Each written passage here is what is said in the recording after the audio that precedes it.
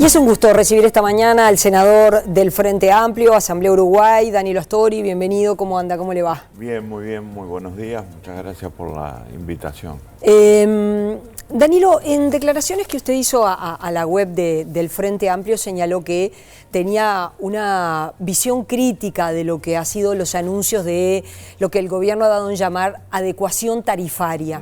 Sin embargo, el director de la Oficina de Planeamiento y Presupuesto, Isaac Alfi, dijo que esta adecuación era necesaria porque las empresas públicas sin adecuación tarifaria en la proyección iban a tener un déficit de 500 millones de dólares a lo largo de este año 2020.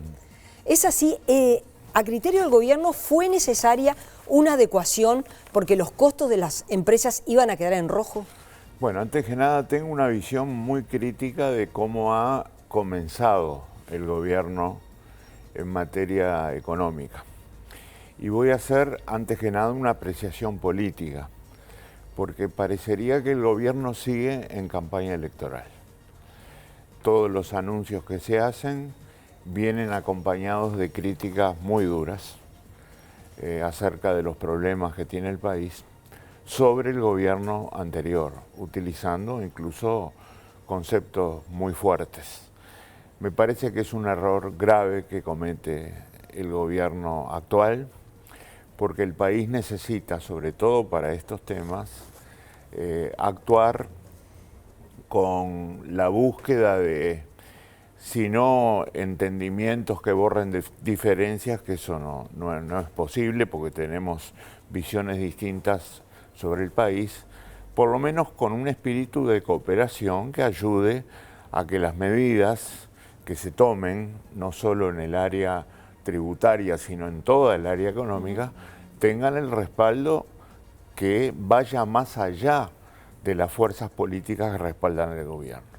Así que me parece que deberíamos hacer un esfuerzo y el gobierno debería dar el ejemplo por mostrar una actitud de cooperación un poco más grande que la que ha mostrado hasta ahora.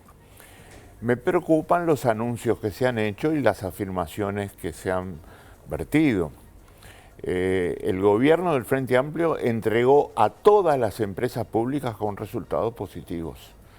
Entonces, el director Alfi maneja los datos que dio a conocer el otro día en la conferencia de prensa de una manera que oculta esa situación, o sea, no dice que el Frente Amplio entregó todas las empresas públicas con resultados positivos y mucho menos dice que ese supuesto déficit del que habla es si no se hiciera nada, absolutamente nada, desde que se hicieron las proyecciones el año pasado sobre 2020 y naturalmente no hubiera adecuación tributaria, pero además las empresas públicas no hicieron nada, quedaran como detenidas en el tiempo.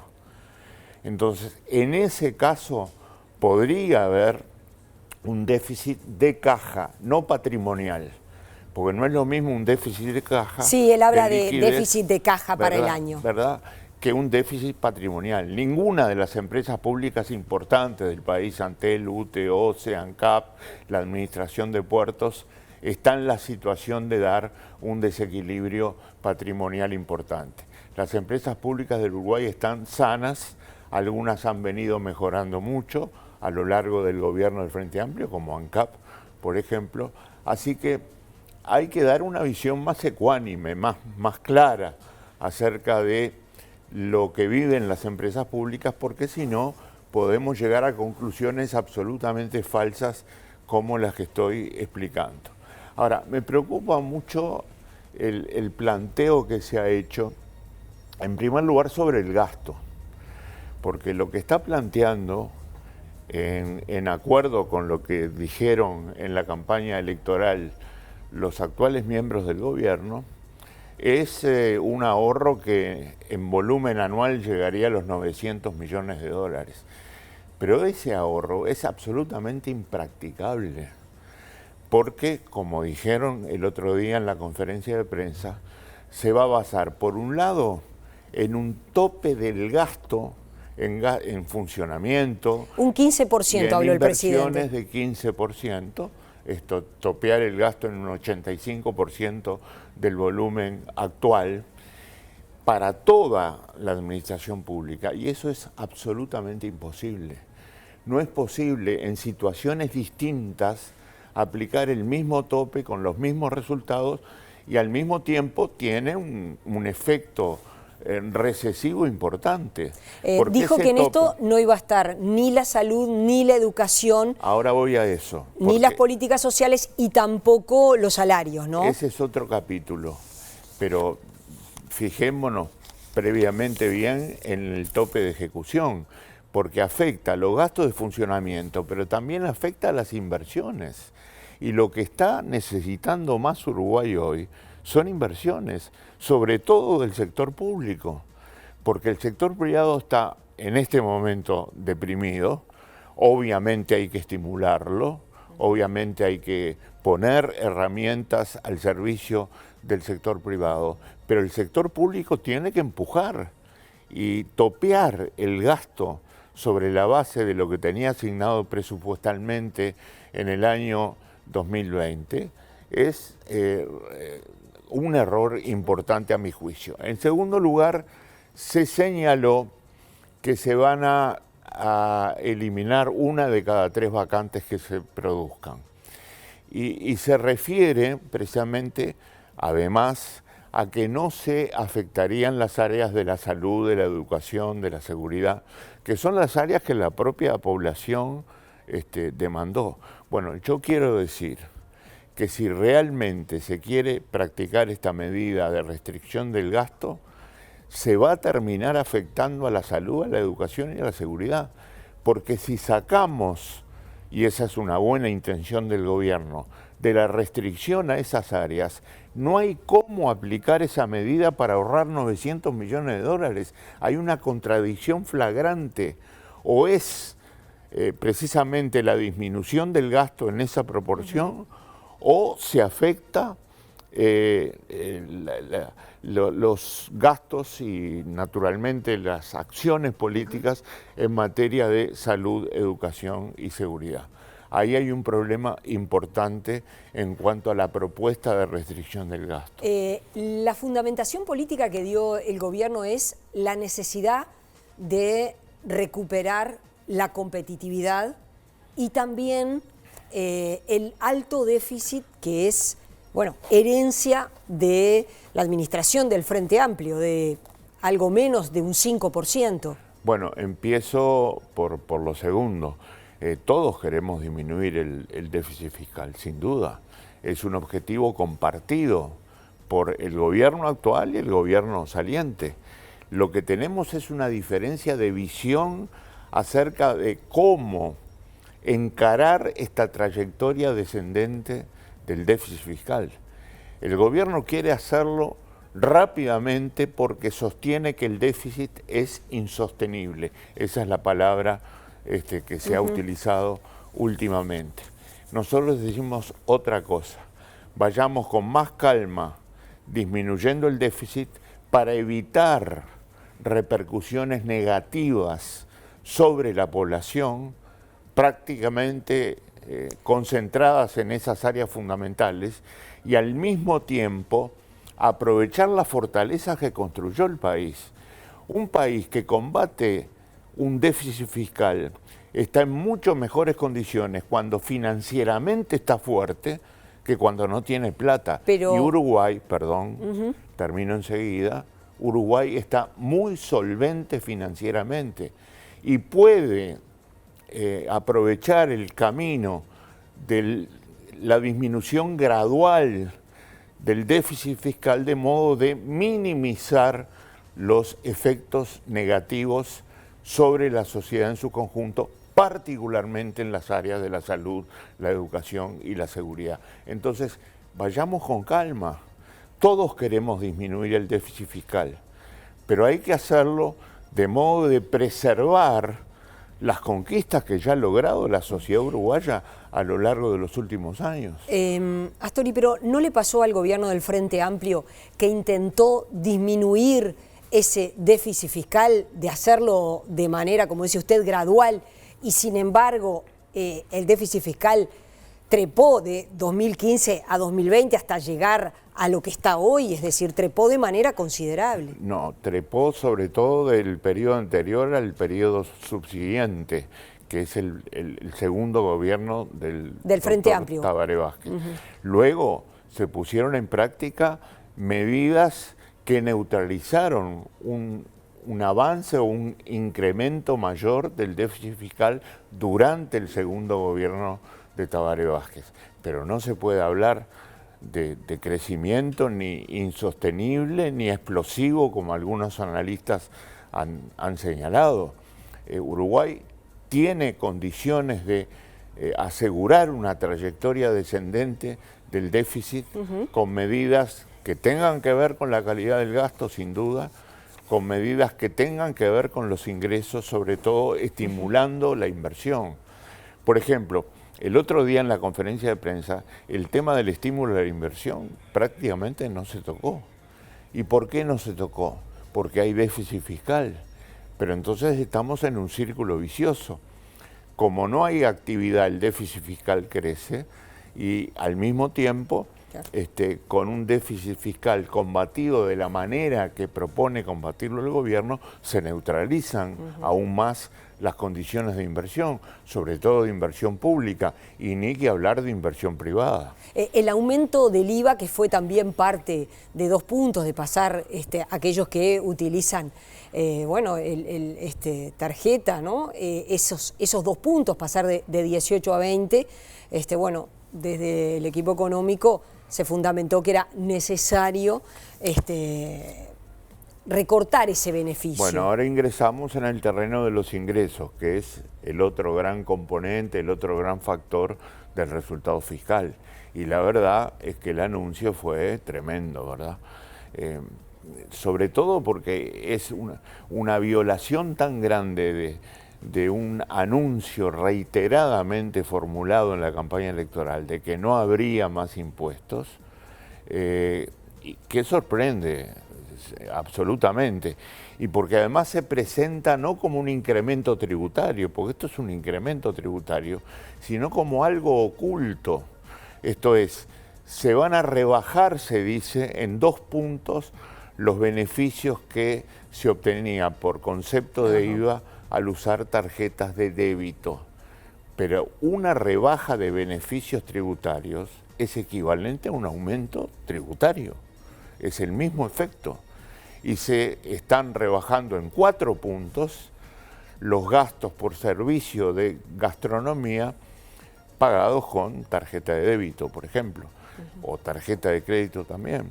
Entonces, a mí me parece que el camino elegido va a acentuar las consecuencias negativas sobre la población que ya con los criterios de restricción del gasto explicamos hace unos minutos. O sea, tanto desde la esfera del gasto como desde la esfera del ingreso, las medidas son lamentablemente muy malas, muy negativas sobre la población. Y si a ello le agregamos lo que, a mi juicio, ha sido un manejo incorrecto de la política cambiaria o del tema cambiario. Usted dice, el dólar ha subido, pero ha subido en el mercado internacional, aunque bueno, uno miraba algunos datos, en Uruguay subió más que en Argentina o más que en Brasil incluso. Bueno, yo no voy a ser tan tonto de ignorar que estamos en un panorama internacional complicado, en un panorama de vecindario complicado, que ahora parece que es muy destacado por todos los análisis que vemos. Antes prácticamente no se tenía en cuenta. Durante los gobiernos del Frente Amplio, el país se desacopló de estas volatilidades internacionales. Hoy prácticamente están explicando todo lo que pasa en el país. Anoto la diferencia en cuanto al análisis. Pero lo que yo quiero decir es que esta disparada del dólar, que no es para nada conveniente, no se debe solo a factores internacionales. Yo creo que el propio gobierno, aún antes de asumir, alentó expectativas devaluatorias en la población. Y prácticamente le dijo a la población, repito, antes de asumir, que se estaban dando las condiciones para que el dólar trepara. Yo recuerdo al actual ministro de Ganadería, Agricultura y Pesca incluso hablar de una cifra antes de asumir, diciendo el dólar está bajo y debería estar como mínimo a 40 pesos. Recuerdo que lo señaló, no con estas palabras, pero mencionó la cifra de 40 pesos. Ni que hablar después de asumir. Pero después de asumir, no fue el ministro de Ganadería quien dijo que el dólar estaba bajo, fue el presidente de la República. El presidente de la República, en un extenso reportaje de un medio de comunicación, afirmó que el dólar estaba bajo. Después acotó, pero hay que evitar los saltos bruscos, que es lo que siempre hicimos durante 15 años de gobierno del Frente Amplio. Sin embargo, no solo no evitó un salto brusco, sino que el dólar pegó un salto brusco. El presidente interino, Diego Labat, ha dicho, estamos siguiendo la misma política monetaria que venía de los gobiernos anteriores, incluso hubo intervenciones durante todos estos días del Banco Central. Sin embargo, no evitaron el salto brusco, porque salto brusco no puede negar nadie que ha habido en este país. Y vamos a ver qué pasa en el futuro.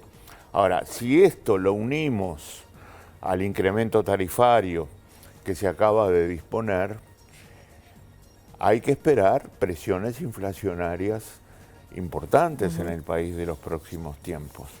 Y eso... También hay una discusión sobre eso, digo, desde Presidencia se publica una gráfica que indica que si uno mide la inflación desde diciembre de 2018 a marzo de 2020, estamos en una inflación del 13.10%, lo que quiere decir que tanto la tarifa de OCE, de UTE y de Antel del entorno del 10 está por debajo de la inflación. Yo ahora me estoy refiriendo a un fenómeno más general, ¿verdad?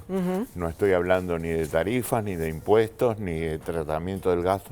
Estoy hablando de la transmisión que todos estos temas que hemos venido analizando, más el salto brusco del dólar, que tiene una gran influencia en el Uruguay. Pues en Uruguay hay una rápida transmisión de las variaciones en el tipo de cambio al resto de los precios de la sociedad medidos en pesos. Una rápida transmisión.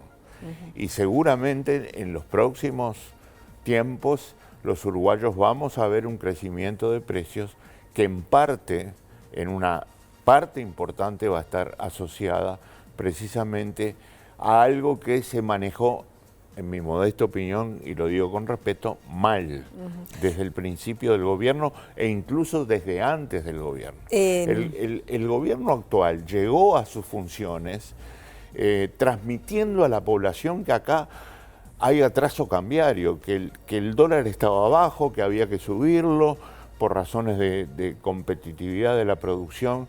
La verdad que la competitividad de la producción no se explica solamente... ¿Y usted no reconoce que eso es verdad? Por un tipo de cambio y un ingreso de la población. Hay gente en este país que cree que competir es tener tipo de cambio alto y salarios bajos. Y nosotros no compartimos esa visión. Dos temas. Los anuncios de Cancillería. Ernesto Talvi dijo, Uruguay se retira de UNASUR y reingresa al TIAR.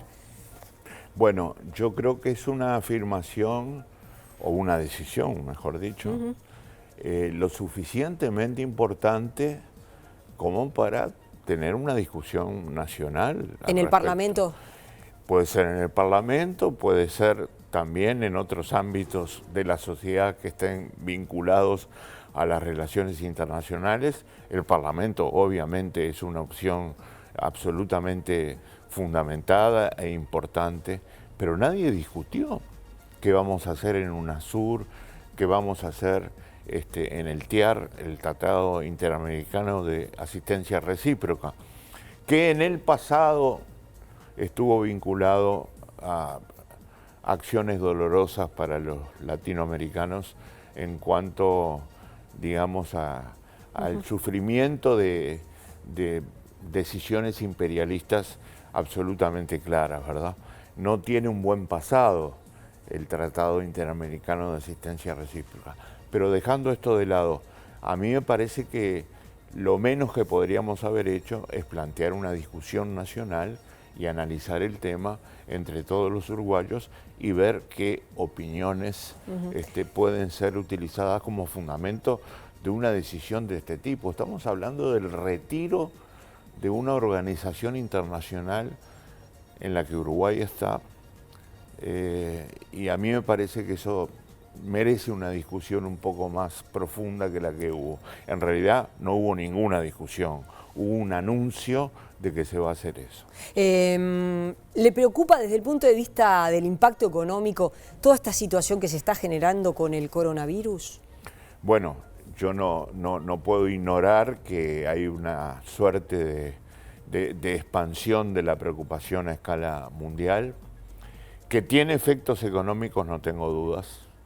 Basta tener en cuenta los de carácter comercial, con repercusiones en precios de bienes, de servicios, de corrientes comerciales, de disputas políticas, como las que tiene Arabia Saudita con Rusia por el petróleo, que tiene impacto sobre precios, corrientes de comercio, y naturalmente los países más pequeños, como el nuestro, tienen que saber estar atentos a esta situación y tomar las medidas del caso. Danilo Astori, gracias por haber venido esta mañana. Volvemos a conversar en cualquier momento. Ha sido un gusto. Muchas gracias por la invitación.